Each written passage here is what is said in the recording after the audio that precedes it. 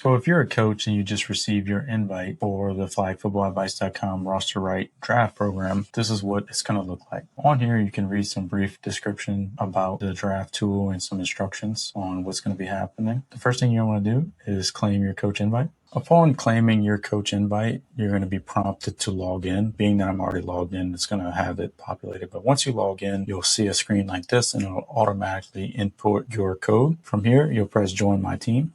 And then from here, you can see your list of drafts. This will be your coach portal. Before the draft starts, you can come in and you can analyze each player. You can make a list of what players you may want to pick. You can see what kids you already have assigned to you via any protected picks. But from here, you're really just waiting for your commissioner to start the draft. Once the commissioner starts the draft, your screen will be live. And I'll show you what that looks like right now. So in the commissioner's portal, they'll start the draft. The draft is now live. And from the coach's view, if you're on mobile, it'll look a little different. But now you can see all the players. And if it's your turn to pick, you'll see how much time you have left. You can see what type of draft is taking place, whether it's a snake draft, standard draft, or a parity-based mode draft. And you'll also be notified that an auto pick is going to happen if your time runs out before you make your pick. As a coach, you can search Gabriel. You can see I can find him there. If you want to filter by age, you can have the youngest up here and the oldest down here. If you want to filter by name, filters by the last name. And if you want to filter by skill, you'll have the skill rankings highest to lowest. So obviously if I'm picking here, I can see Carter, his picture, what his skill breakdown is, maybe if I know his parent. And I can see also that he's a part of a sibling group, meaning that if I draft him, I will also get Jacob Anderson on my team as well. So I'll go ahead and pick Carter with the first pick.